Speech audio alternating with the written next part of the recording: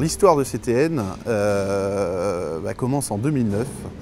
On était une société qui était basée historiquement à la Chevrolière, qui a fermé pour des raisons diverses et variées.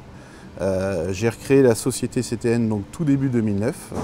À cette période, on s'est installé dans l'urgence sur la commune du Bouguenais, parce qu'on avait trouvé des locaux adaptés à nos métiers dans cette couronne proche de Nantes.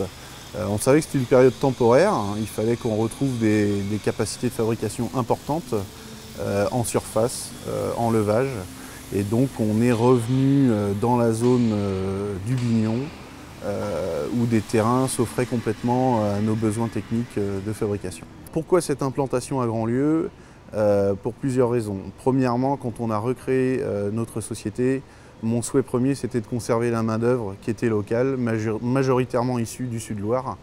Et donc s'implanter du côté du Bignon, c'était la logique pour conserver notre savoir-faire et notre main-d'œuvre. Ensuite, techniquement, notre métier impose d'avoir des solutions techniques de surface et de manutention. Il nous fallait un terrain adapté et qu'on a trouvé très facilement au Bignon, ce qu'on ne trouve pas partout ailleurs en couronne proche de Nantes.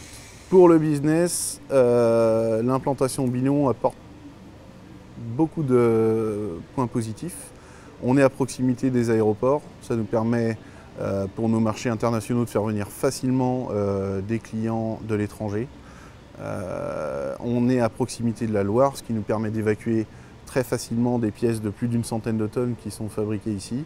Donc on trouve à la fois des arguments techniques et des arguments de facilité logistique dans la zone du Bignon. Pour nos échanges avec les élus de la zone du Bignon, on a eu de très très bons échanges au niveau de la sélection du terrain, au moment du choix de la zone où on devait s'implanter et au niveau de soutien technique qu'on a eu lors de la construction du bâtiment ici. On a eu de très très bons échanges à ce niveau-là.